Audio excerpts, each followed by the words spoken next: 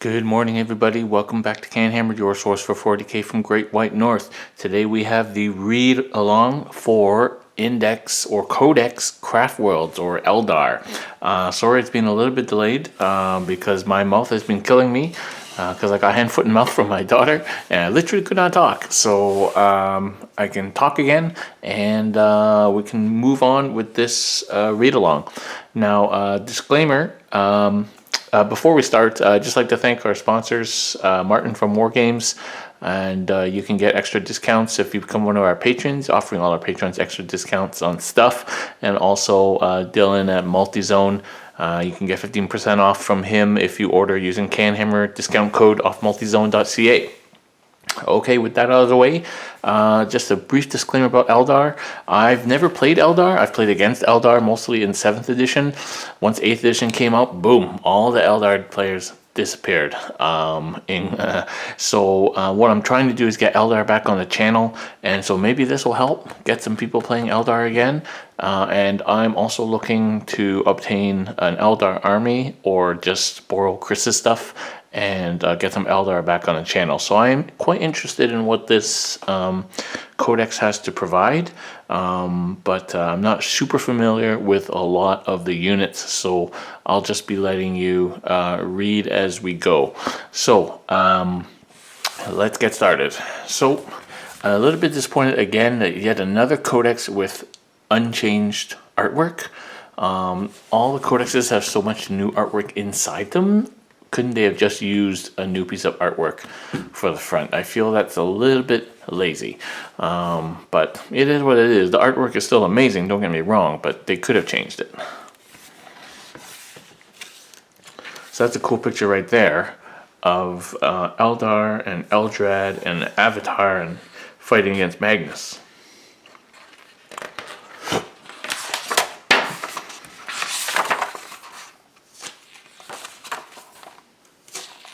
There it is in color. Beautiful.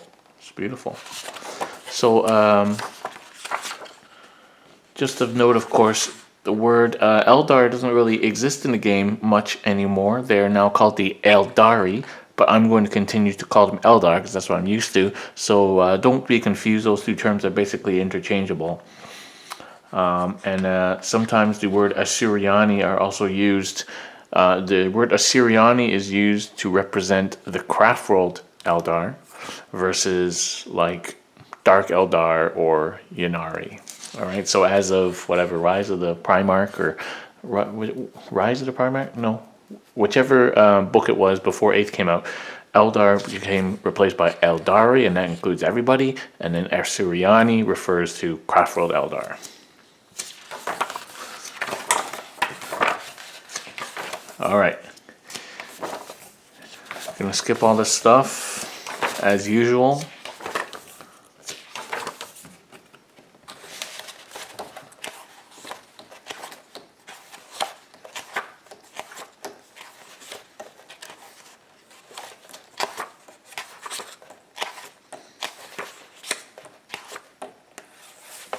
Okay, so we're 78 pages in out of a book that is 128 pages, so 2/3 of it approximately is fluff and pictures, which is fine. That's about the average.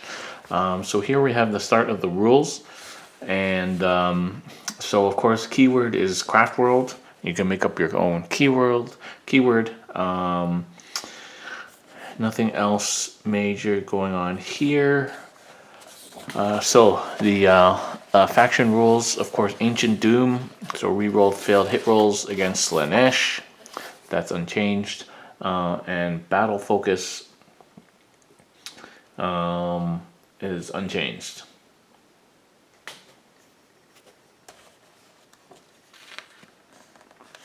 And path of command.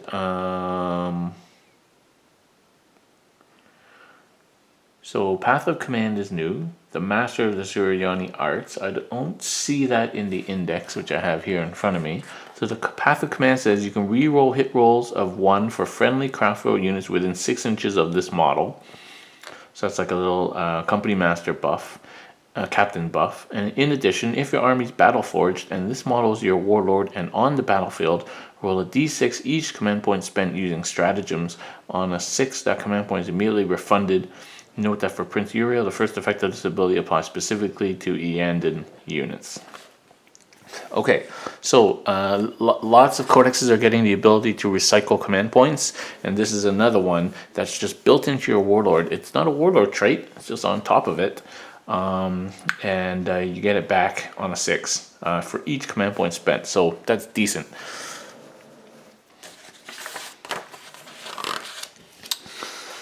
Alright, let's move forward.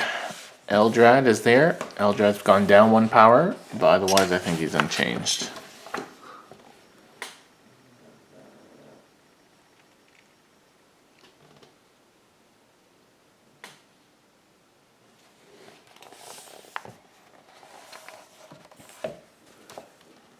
Okay, actually, so the Ghost Helm has been improved. It's a 5+ feel no pain, basically, but he adds, it becomes 2+ if it was from apparels. So basically this guy is not taking wounds from apparels.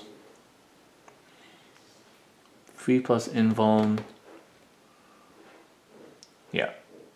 Spirit Link. Yeah, so that's something that's improved on Eldrad. Farseer.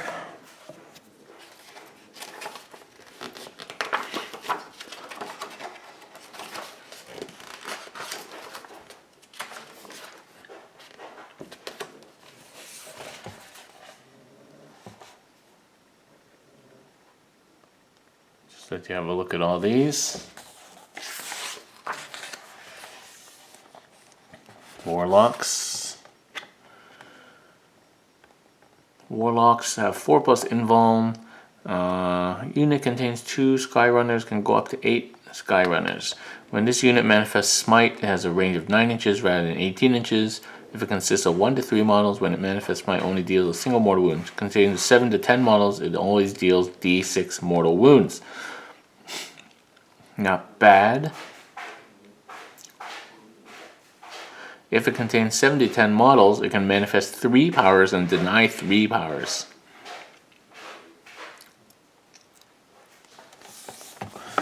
Just a warlock by itself. Probably a cheap HQ, but only does a single wound, mortal wound on Smite. And at half range. Good morning, Reggie.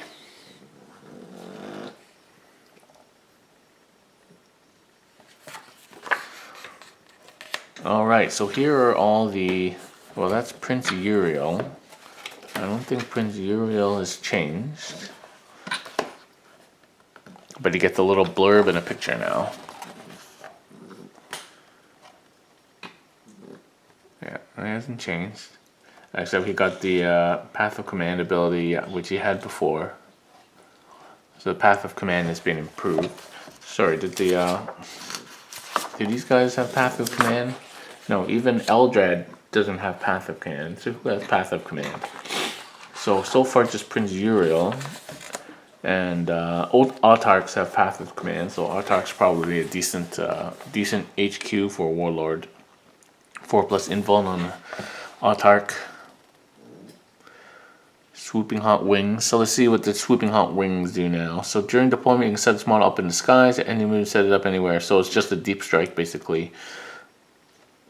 Sky Leap. At the beginning of your movement phase, if the model is not within 1 inch of the enemy, you can leap into the skies, remove it from the battlefield, and return it, as described in Children's of Balroth ability. May not sky leap and descend in the same turn.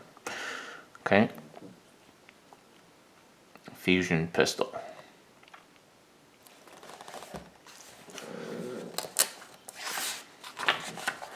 Avatar of Cain is an HQ.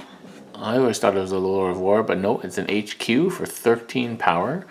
It is under 10 wounds, so can't be targeted. 2+, 2+, 7-inch move, 6, 6, 8 wounds, 3+ save.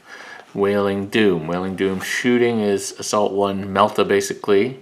And melee is strength 8, so it's the same thing. In melee, it's basically a melta gun in melee with 5 attacks.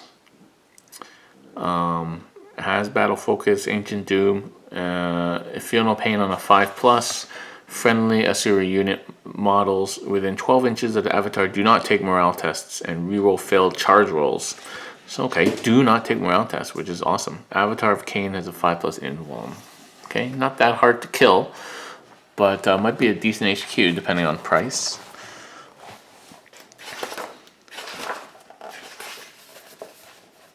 Basically unchanged from the index. Asuryani. So these are all the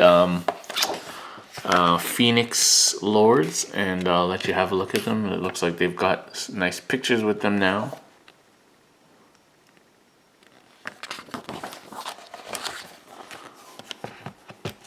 Of course, it's hard to get these models these days because Eldar is still stuck with older models. A lot of them. Not all of them, but a lot of them are still older models.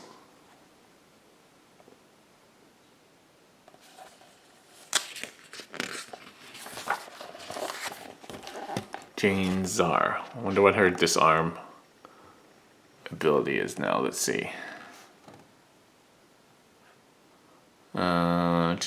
At the beginning of each fight phase, you can choose a weapon on an enemy infantry model and roll a d6 on a 3+. That model cannot use that weapon. Okay, it's not that good. Can advance and charge. You can add 3 to the charge roll and can charge within 15 inches. No Overwatch. Cool. Karandras.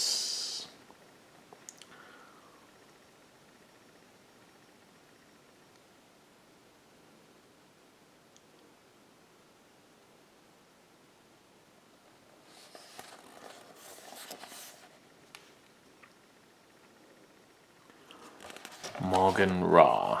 He's the Dark Reaper guy. So he hits on a 2+. The Mogatar, Shrieker, and Shuriken. Alright, so 6 -1, 1.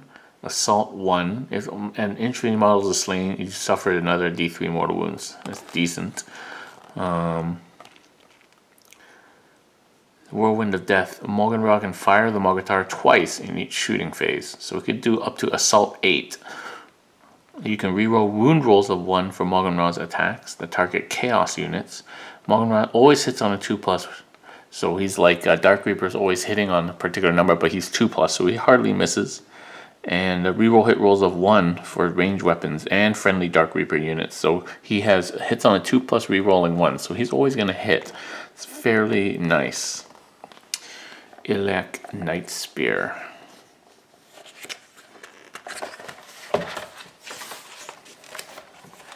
Spirit Seer. Hang on, let me adjust my camera here for a second. I'm a little bit close, so it's hard for me to bring the book up to you. There it is, Spirit Seer. Spirit Seer is a spirit host. Manifests, so it looks like it's going to be a smite battery. Reroll hit rolls of 1 for friendly spirit host units, so like Wraith stuff basically, against enemy units that are within 6 of this model. 4+ invuln. So it looks like it's going to be a little smite battery. 3 power, so it's not going to be too expensive. It's an HQ. Yeah, a little smite battery and captain battery, which should be pretty good. See how expensive it is. Guardians.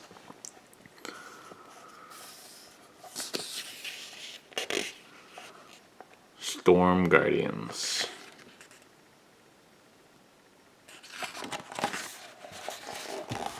Dire Avengers.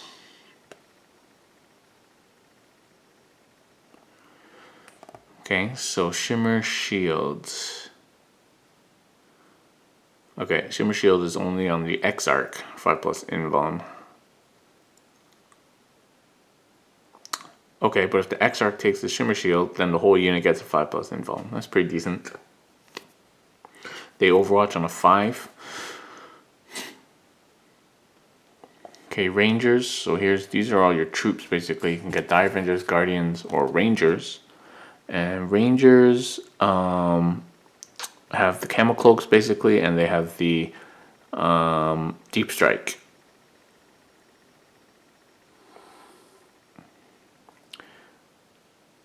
And their sniper rifle is the same, 36-inch, strength 4, 0 AP, 1 damage. Yeah, so it's your version of scouts, except they don't infiltrate, they deep strike, so maybe not quite as good because of course you can be blocked out. But might be nice as troops. Howling Banshees are elites.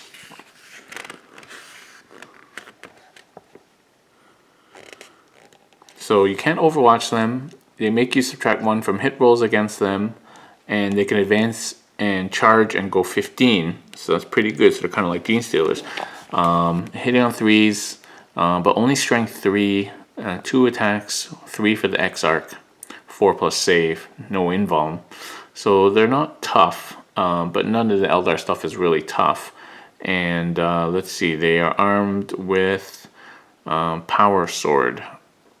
So they just have normal Power Sword, so only strength 3, so that's a little bit crappy. And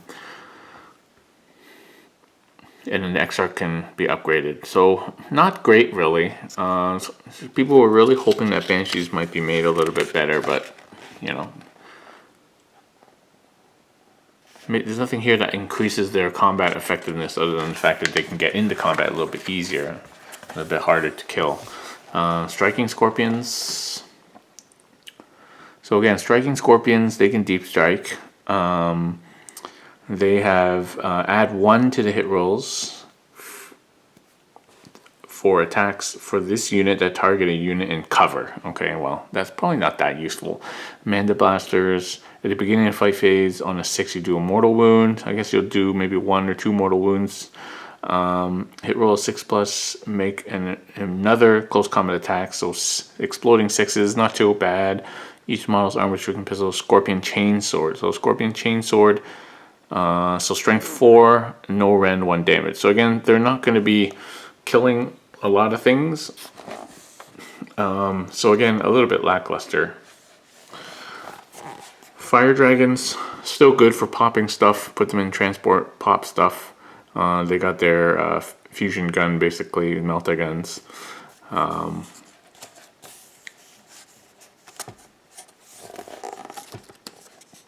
Yeah, and of course they reroll 1s for wound rolls against monsters or vehicles, so they serve a role, at least. Wraith Blades. So these guys are the Wraith, melee Wraith guys, basically. 4+ invuln, 3 wounds at toughness 6, 3+ saves, so not too bad. 3+, 4+. They're better than Wolfen anyway. In terms of survivability, hitting on 3s, Ghost Axes, Ghost Swords. They come with Ghost Swords are strength 5 + 1, so strength 6 -3, 1, and it makes extra attacks, so 3 attacks. So not bad. I mean, they're gonna go around and wreck some stuff, up to 5 to 10 of them. But I think they're probably pretty expensive for the Wraith guys, given their durability. Wraith Guard are pretty much the same, but with less attacks, and of course they can get the D-Scythe, and the D-Scythe is 8-inch D3 flamer, basically, strength 10 -4, 1 damage. So D-Scythe is still hardcore, but yeah.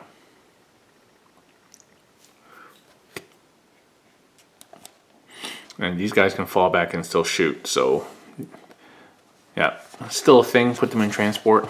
Wind Riders. All right, let's see what's happened to jet bikes, if anything. So 3+3+, 16-inch move, 2 wounds each, toughness 4. So their bike is put them up to toughness 4 with an extra wound, 4+ save. So still not hard to kill. The scatter laser is now heavy 4, 6, 1, which I think it was before. I don't think the cannons, the weapons themselves have changed. Shuriken cannons still decent, 24-inch range at assault 3, and any 6s become AP -3, so 6, strength 6, 1 damage. So still pretty good. I guess really the question is, have these guys come down in price, or has their weapons come down in price? I believe that the scatter lasers come down in price. Does that make it worthwhile? I don't know. It's basically a whole bunch of extra strong bolters. So, 4 shots each. That's a lot of shots. So unit 3 has 12 shots. You can do some work with that. Vipers.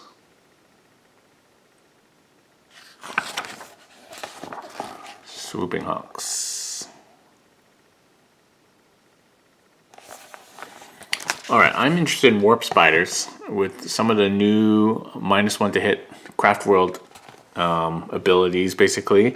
And with Chris having like 100 of these guys, I was thinking fielding an army of Warp Spiders, old school, 7th edition, representing 7th edition.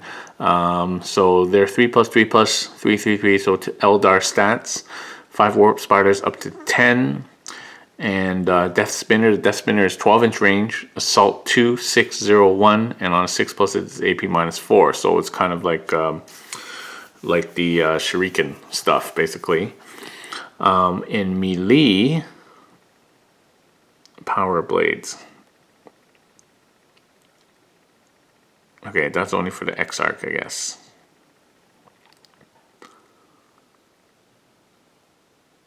Okay, so they can deep strike.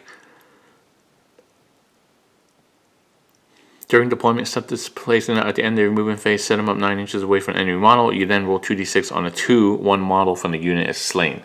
So that's their kind of warp jump rule, is every time they jump, they can lose somebody. Reroll failed morale tests that contains an Exarch. Warp jump generator. When this unit moves in the movement phase, they can use their warp jump generator. If they do, they can't advance or charge, but their move characteristic is 4d6 and they can fly. A unit that uses warp jump generators to fall back can still shoot. Decent. And flicker jump. When this unit is targeted by a ranged weapon, you can declare that they will make a flicker jump. Your opponent must subtract 1 from hit rolls for attacks that target this unit until the end of the phase. You must then immediately roll 2d6 on a 2. One model from the Warp Spiders unit is slain. Okay, so you don't actually get to move. You just get a -1 to hit. And you might lose somebody 1 out of 12 times. So not too bad. So they're natively -1 to hit to shoot at. And they can move very quickly and deep strike. So in an objectives-based game, they might be pretty good. I think it takes some skill to play these guys well. Shining Spears.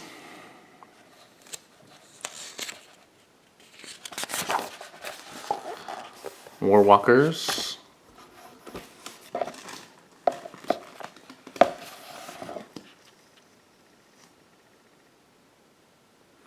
So Warwalkers are interesting. So they're toughness 6, 6 wounds, 4+ save, with a 5+ invuln. So not bad.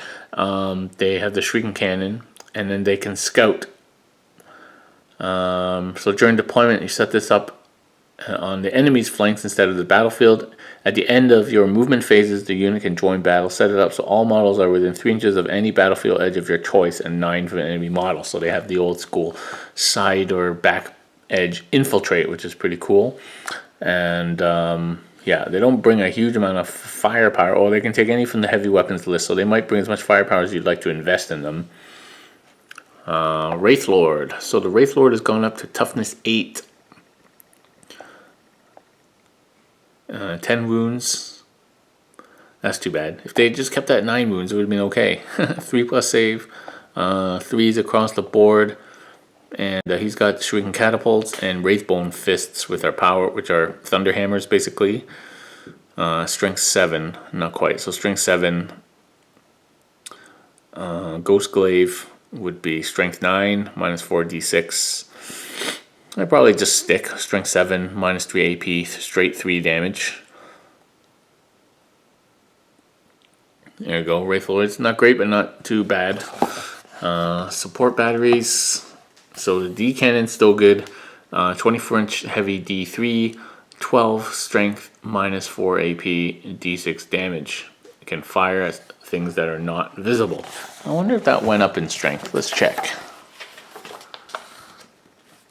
I feel like maybe the D cannon went up. That it was strength 10 before.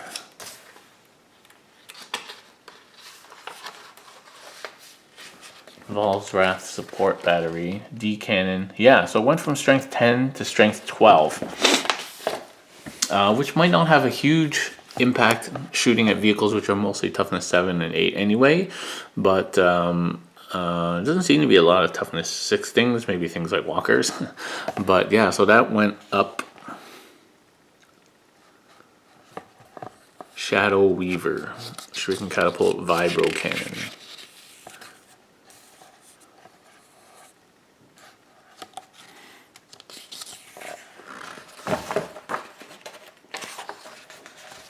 Dark Reapers. So Dark Reapers are still good. Heavy support slots, hitting on 3s, always hitting on 3s, and reroll hit rolls of 1 for at the Exarch. Inescapable accuracy. So the Reaper launcher, of course, is just a heavy 48-inch heavy 1, 8 -2, straight up 3 damage, or the heavy 2, strength 5 -2, 2 damage. Both of which are pretty good.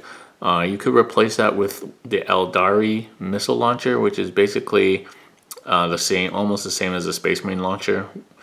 Or you can replace it with a Shrieking Cannon or a Tempest launcher, which is a 36-inch range, heavy 2d6, strength 4 -2, 1 damage, but can shoot in a non-visible, so more of a horde killer there. So that's a nice little variety in the missile launchers you can take.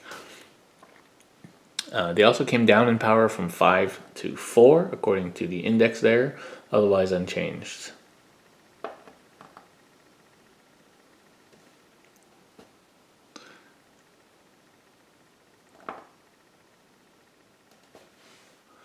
Okay, so the Falcon apparently is the new bomb. Let's see. So it went down from 11 power to 9 power. I think its stats are otherwise unchanged. It can move 16 inches because it's a grav tank. It's got fly. Equipped with a pulse laser, Shrieking Cannon, and twin Shrieking Cannon. So the pulse laser, heavy 2, 8 -3, 3. Okay, so that's unchanged, 48-inch range. But that's a decent weapon there with straight up 3 damage. Hover tank and explodes. Can transport 6 models. Okay. So that's decent for a transport with such a good weapon. I don't know if we'll come upon the Wave Serpent in a second, I guess. Night Spinner.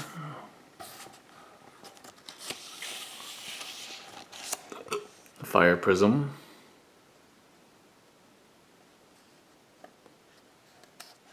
You know, the prism cannon has a bunch of 3 different kind of profiles there. One for semi-horde killing, the other for sort of heavier infantry, and then one for vehicles and knights and stuff. It's not bad. And it can shoot twice if it moves under half its speed. But it has to use the same profile against the same target both times. Okay, but still, if you're going to shoot a knight, you shoot it with 2 shots. That's decent. It's not as good as like volcano cannon or something, but it's what the Eldar got. Okay, so here's the Wave Serpent. So this is a dedicated transport, whereas the Falcon is a heavy support that can carry people. So the Wave Serpent moves 16 again. It's a hover tank. It has Shrieking Cannons and Shrieking Catapults, which are probably good. I'm not sure if you want to spend a lot of points upgrading these things. I guess you could put Bright Lances or whatever, but the point of them is just to be a pretty durable transport. So Serpent Shield. Any damage suffered by a Wave Serpent from a ranged weapon is reduced by 1 to a minimum of 1. And once per battle, you can discharge a shield by rolling a d6. On a 2+, the nearest visible enemy unit suffers d3 mortal wounds. The Wave Serpent then gains no benefit from this ability. So that's pretty sweet. You don't need to hit or anything. You just roll on a 2+, to get d3 mortal wounds, closest model. Hover tank, blah blah blah, and can transport 12 models. East Rage Guard Wraith Blade takes up space of 2. So Wave Serpent's still pretty good. 3+ armor. Yeah, and vehicle equipment lists. So let's just remind ourselves what the vehicle equipment list is. Okay, so the vehicle equipment list can be a crystal targeting matrix. Does not suffer a penalty for firing heavy weapon after moving when targeting the closest enemy unit, so not that useful. Spirit stones gives you a 6+ feel no pain. Star engine at 2d6 and model's move characteristic when it advances. And vectored engines, your opponent must subtract 1 from all hit rolls for ranged weapons that target it until your next movement phase if you advance. Okay, so probably if you want to take the Spirit Stones for a feel no pain, that makes these things a little bit harder to kill. Crimson Hunter. Flyers. So Crimson Hunters...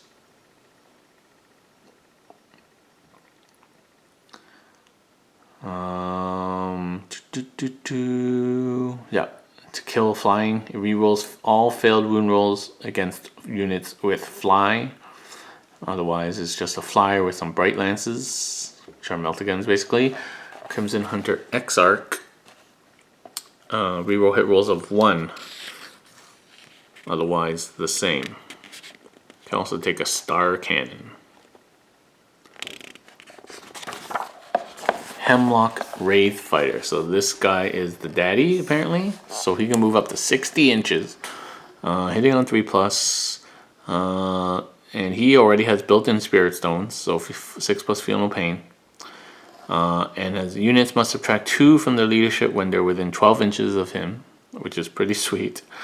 And then can manifest psychic powers. Yep.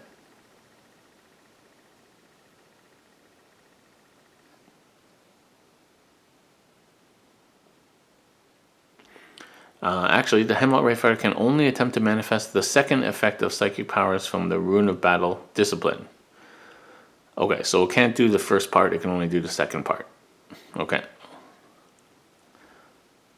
Still, Psychic Flyer is pretty sweet for getting in those smites on people. Okay, so let's look at the Wraith Knight. So the Wraith Knight, have they saved the Wraith Knight? Because it was just too expensive. So let's go. 27 power is the same, so not likely that it's changed too much in points. Stat-wise is all the same, 3+3+3+, toughness 8, 24 wounds, 3+ armor, and if you have a scatter shield, then 5+ invuln. So it doesn't even have a built-in invuln. The weapons are the same, heavy Wraith Cannon. So basically, so the heavy Wraith Cannon, actually, sorry, it went from strength 10 to strength 16. So you are wounding most vehicles on 2, which makes it better for sure. Otherwise, the other weapons are the same. Star Cannon 6/3/3, Sun Cannon 6-3 D3, and the Titanic Feet, of course, that it has, which is probably what most people are using. 4 attacks, so 12 attacks -2 D3. And the Ghost Glaive is still strength times 2, so strength 16 -4, straight up 6 damage.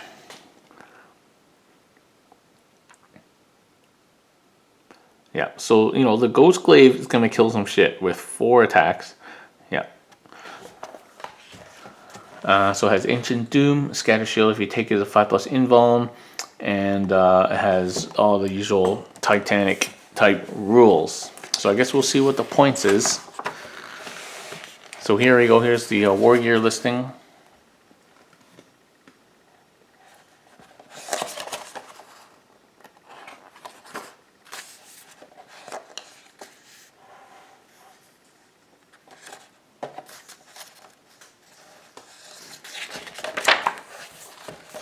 Guess we'll get to the points later. Let's go look at the points now. Always like to look at the points.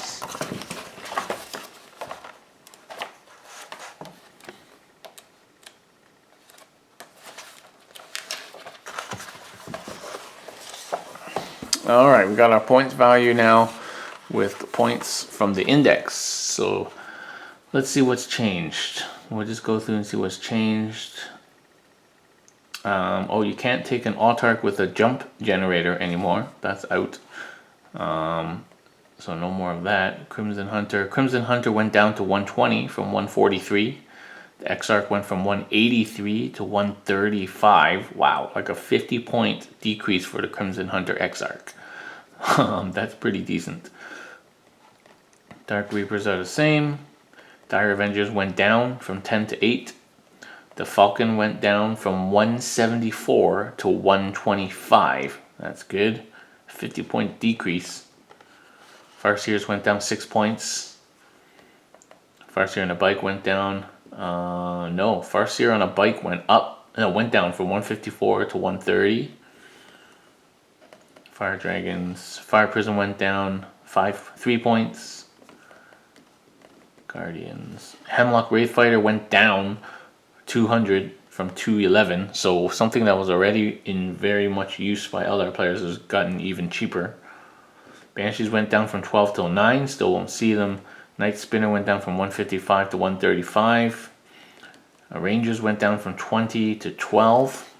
Shining Spears went down from 24 to 18. There's a 25% reduction. Spirit Seers went from 66 to 45. That makes it a pretty cheap HQ. Storm Guardians. Striking Scorpions went from 17 to 13. Support weapons. So the Vol's Wrath support battery is now called support weapon, including crews. So they got rid of the Vol's Wrath completely and made it into support weapons. And that went from 77 to 30, which is a crazy reduction. Striking Scorpions. Swooping Hawks 10 to 6. Vipers from 64 down to 50. Warwalkers from 61 down to 50. Warlocks went up 5. I think it's the only thing that went up so far. Warlocks went up from 30 to 35. The Conclave is the same though. And the Skyrunner is cheaper from 70 to 65. So I think, yeah, that's kind of weird. So the Warlock itself went up, but its various versions came down. Skyrunner Conclave went from 70 to 60. Warp Spiders went from 14 to 10. Wow, 10. So 50 points for 5 Warp Spiders. That's a lot of Warp Spiders. I'm not sure Chris has enough Warp Spiders.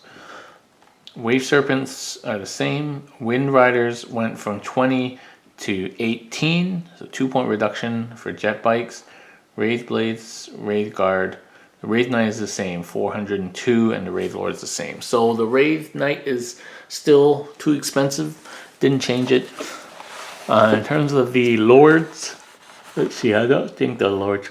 Balroth went down from 120 to 110. Eldrad went from 180 to 150. That's a nice reduction for Eldrad. Fukin went down 10.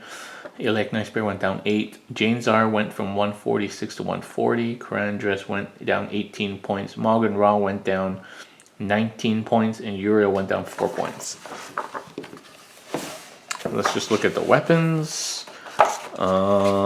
Just see, let's see. Avenger Shrieking Catapult went down 3 points. Bright Lance.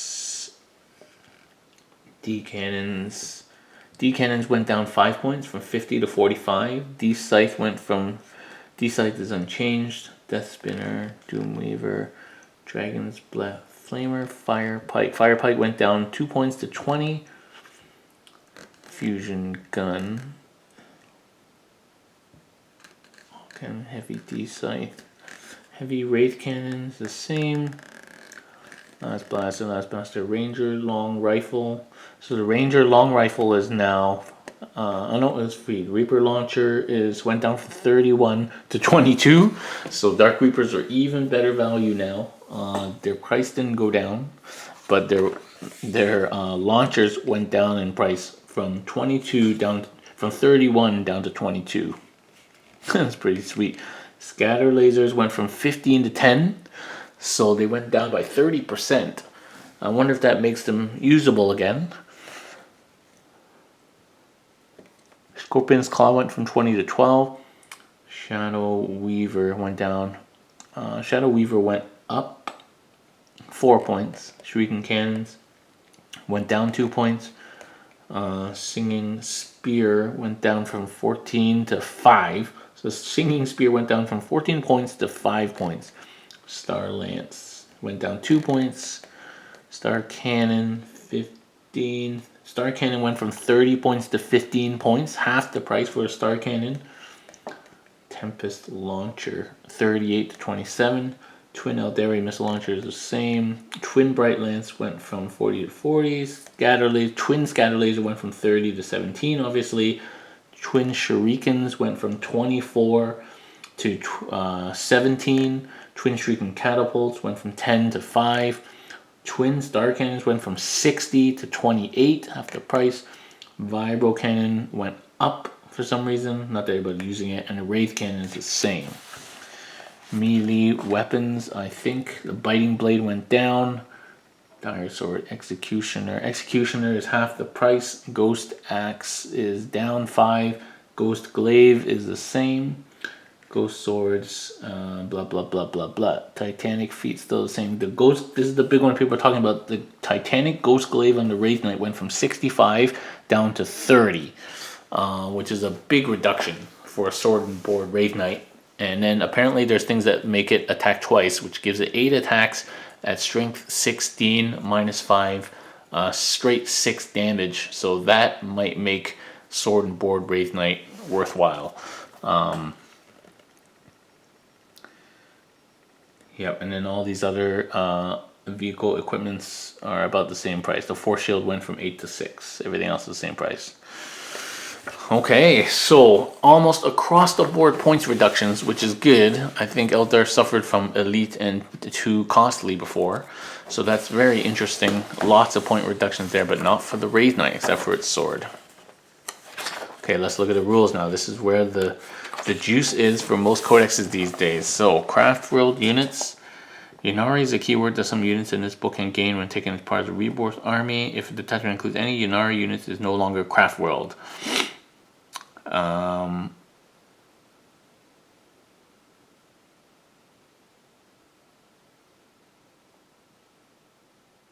Okay, so specifically states obviously Drukhari and Harlequins are different and Yunari is different.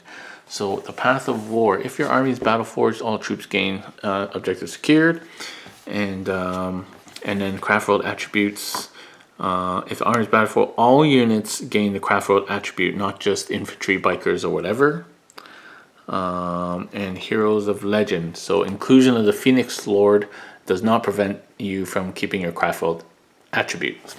Okay, so what are the Craftworld attributes? So at Laytok, Fieldcraft, opponent must subtract 1 from hit rolls that target unit outside of 12 inches. So there's your Raven Guard -1 to hit. This has been lots talked about because lots of things in the book can also get -1 to hit for other reasons. So such as Hemlock Wraith Fighters, Warp Spiders, lots of things can end up -2 or even -3 to hit. So this is a kind of a new thing of trying to make an army where people can't even hit you. Like if you're a guard and you're -2 to hit, that basically you're hitting on 6s. That really neuters you. BL10 is Sword Wind, so add 1 to the leadership characteristic of Aspect Warriors. Reroll hit rolls of 1 for Shuriken weapons used by units with this attribute. Shuriken weapon is any of that. So that's not bad. Lots of Shuriken around. Yandin, Stoic Endurance. A unit with this attribute can never lose more than 1 model as a result of any single failed morale tests.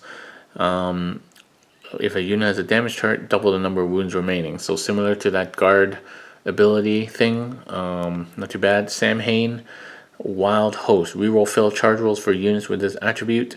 In addition, biker units do not suffer penalty for the hit rolls when moving and firing heavy weapons.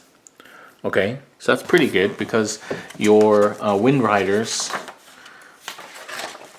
shooting scatter lasers would be hitting on 4s, but now they don't. So I think that makes the scatter laser jet bike a little bit more usable, still hitting on 3s.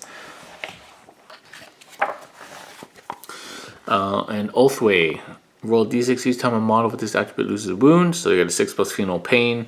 If they have a similar ability already, you can choose which ability to use, but you cannot use both. Okay. Okay, stratagems. So let's see. So usually some of these are similar and some are different. Matchless Agility. Use the stratagem before a unit from your army in the movement phase. Add 6 instead of rolling d6. Celestial Shield. Guardian units has 4+ invuln for the rest of the shooting phase. That's not decent. That's decent for 1 CP. Cloud Strike.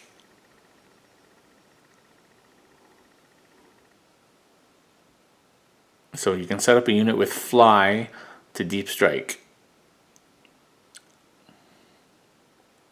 Yeah, during deployment. So this is like Raven Guard, but you can use it on fly stuff. So not too bad. Everybody's getting the same sort of stuff.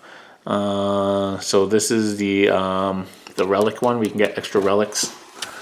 Forewarned for 2 CP. Use this stratagem immediately after your opponent sets up a unit that's arriving from the CP. You can shoot at them. Okay, so that's your interceptor stratagem.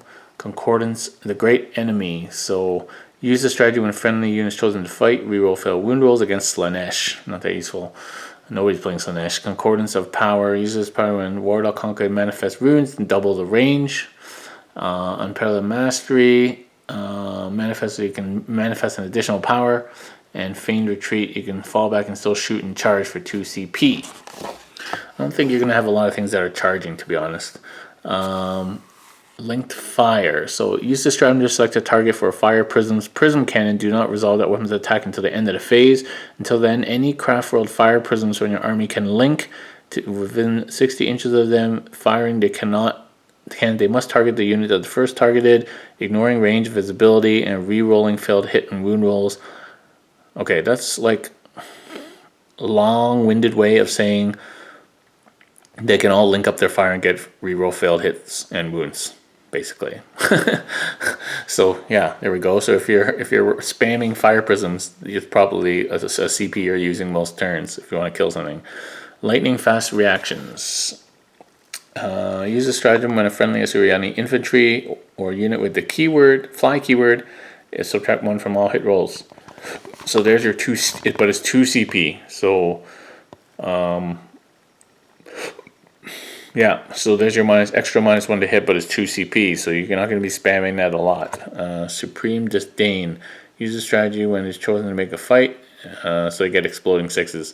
Web-based strike. Use this stratagem during deployment. If not using the Cloud Strike stratagem, this is for infantry and bikers. Set up 1 unit. If you use 3 CPs, you can set up 2 units.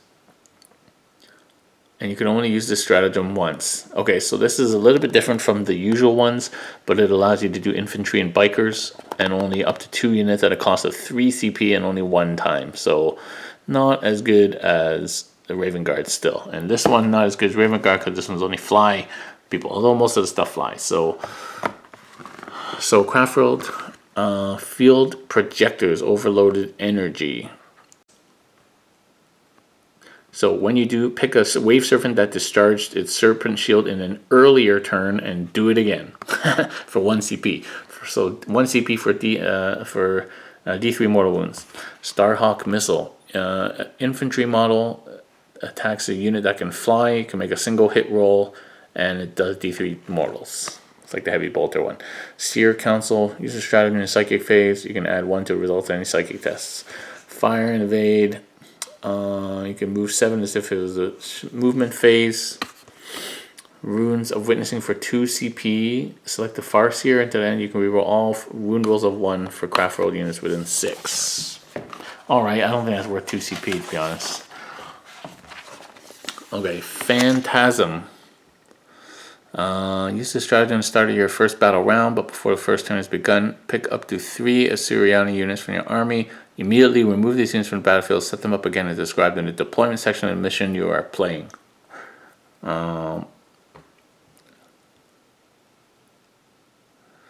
Okay, interesting. Use this stratagem at the start of the first battle round. Okay, so this is a way of redeploying 3 units for 2 CP. Not bad. If it really matters that much for your deployment, you might want to do that. So that's a nice little thing that you can keep in mind. Tears of Isha for 2 CP. Wraith Construct model regains D3 lost wounds. Val's Might. Use this stratagem. If the support weapon for your army, you can reroll wound rolls. Avatar Resurgent for 3 CP. In the fight phase, if it's slain, your avatar, don't remove it. Roll a d6 after the enemy unit has resolved its all attacks and it remains on the battlefield with that many wounds remaining. So if it's that important for you to keep your avatar on the field, you can spend 3 CP if it got killed in combat and bring it back. Not that good, I don't think. a Laytok stratagem. So as well as getting the -1 to hit, a Laytok also gets, at the start of enemy shooting phase, picking a Laytok ranger unit from your army that's in cover. Attacks that target that unit will only hit on 6. Okay, fine. Don't shoot the ranger then. Disincentive stratagem. Okay, Court of the Young King, Biel-Tan. So use this stratagem at the charge phase. Biel-Tan aspect warrior unit from your army that contains an Exarch. Add 2 to the charge roll. Add 3 if they're within range of an avatar. So very situational. Guided Wraith Sight for 1 CP for Yandin. Pick a Yandin Spirit Seer until the next ranged model spirit mark abilities increase from 6 to 12. And Wraith Constructs can reroll all failed hits. Wars of the Raging Wind. 1 CP, Samhain Biker unit advances, they can still charge and reroll 1s to hit. Disciplined Black Guardians, use this strategy. Ulthway Guardians, add $1 hit rolls. That's not too bad, I guess. Okay, Warlord traits. Ambush of Blades. Each time you make a hit roll of 6 for friendly Craftworld unit, our AP characteristics increase by 1. It's only in the fight phase. Eye on distant events. Enemy units cannot fire Overwatch at your Warlord. Add 2 to your Warlord's move characteristic. Add 1 to the wounds characteristic and 6+ feel no pain. Everyone's getting one of those. Mark of Incomparable Hunter. Warlord can target enemy characters in the shooting phase even if there's not the closest enemy model. That might be good. If you're taking Morgan Ra. Where's Morgan Ra?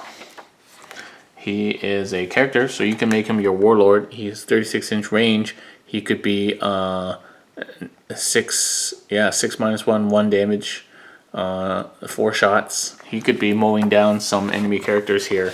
So that might be good. And Seer of the Shifting Vector. Once per battle round, you can reroll a single hit roll, wound roll, psychic eye test. Oh, once per battle round. Not too bad. Okay. Warlord traits for named characters. Here we are. So a Laytok,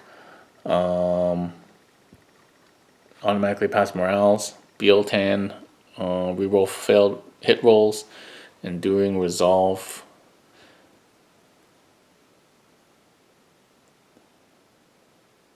Oh, if a Phoenix Lord is your Warlord, they can never have a Warlord trait. Okay. So scratch my Morgan Ra idea. Okay, well here's the rest of these. Not too interested in reading these, to be honest.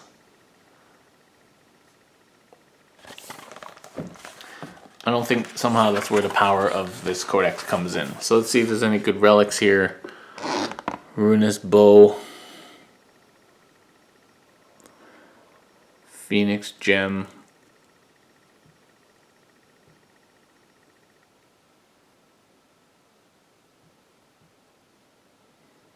Okay, so it's like a Mortal Wounds and then Resurrection.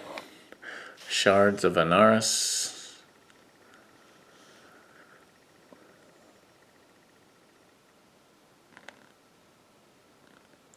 Here's the Spirit Stones of Anathlan now. It's a relic. Biel-Tan Psychers only. Reroll any failed psychic test for the bearer. However, should this result in a second failure, this model is overwhelmed by grief and cannot attempt to manifest any more psychic powers in this phase. Okay, so just do it on the last one. Biel-Tan only. Shift Shroud.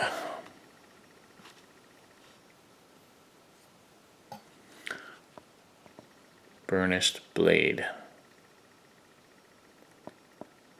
Citronome of Yandin. Yandin Psychers only. Once during the battle at the start of a fight phase, you can declare this model will activate the Citronome. If you do so, the rest of the fight phase, the attack characteristics of all Wraith constructs within 6 inches of the model are doubled. However, at the end of the phase, each Wraith construct unit that was affected suffers D3 mortal wounds. Okay, that might be worth doing. Doubling your attacks is pretty hardcore.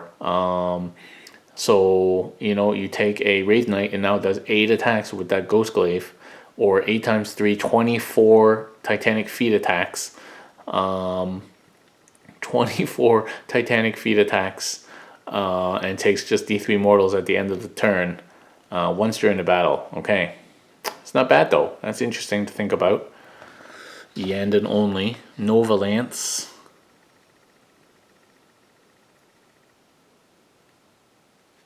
the Ghost Helm, Blazing Star of Vol, Shimmer Plume, -1 hit autarchs. Okay. So here is the psychic phase. Let's first of all look at this sweet little picture there. Why don't I put that on the codex cover? So of course there's the runes of battle and the runes of fate, and each power has well, the runes of battle each have a first part and a second part, and you pick which part that you want to manifest.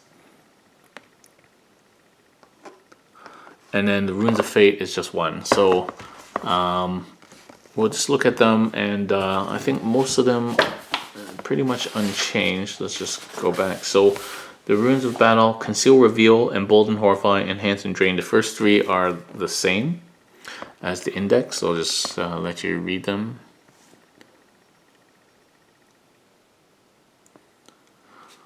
So actually, we'll go through it. So Warp Charge 6 for conceal, reveal. Conceal is infantry or bikers are -1 to hit from all ranged weapons. So that's another -1 to hit. And then embolden and horrify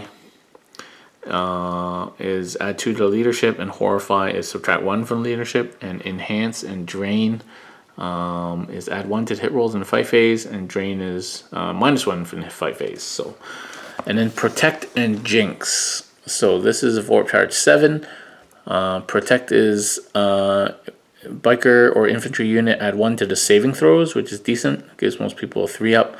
Jinx is -1 to the saving throws for your enemy, so that's decent. Quicken and restrain. Quicken is immediately move as if it was a movement phase. You cannot use quicken on a single unit more than once, so that's pretty good. And restrain is your model must have the movement characteristic. And empower and innervate. Warp Charge 6, so add 1 to wound rolls in the fight phase, or subtract 1 from all wound rolls in the fight phase. So there you go. Easy to remember because they're complete diametric opposites. So the runes of fate, guide, doom, and fortune are the same. So guide is still reroll failed hit rolls. Doom is still reroll failed wound rolls, and fortune is 5+ feel no pain. And not stackable. Okay, so the new one is Executioner. At Warp Charge 7, nearest enemy model within 18 inches suffers D3 mortal wounds. If it's slain, then the target unit suffers an additional D3 mortal wounds. So that's kind of like a smite for Warp Charge of 7, nearest enemy unit. So it's kind of another way of smiting. Will of Asuryani, Warp Charge 5. Asuryani units automatically pass morale tests. In addition, add 1 to deny the witch. Okay, and Mind War, the old school Mind War. So Mind War is Warp Charge 7, so harder to get off. Pick an enemy character within 18 inches, roll a d6 and add your leadership. And if it's higher, you suffer a number of mortal wounds equal to the difference between the two scores. Fun. Always fun to Mind War. Okay, nice little additions, not too overpowering. I think most people are still going to be using Conceal and things like that. Horrify, things like that. -1 to hit. Okay, that's actually it. So that's the end of the Craftworld Elder Codex. Thank you very much for watching this read along. If you like what you see, please consider supporting us on patreon.com/CanHammer. Help us create more content. Once again, don't forget to check out our sponsors, Martin at wargamesco.co.uk and Dylan at multizone.ca. And hopefully we're going to see some Eldar back on the channel soon, so stay tuned. And thank you for watching.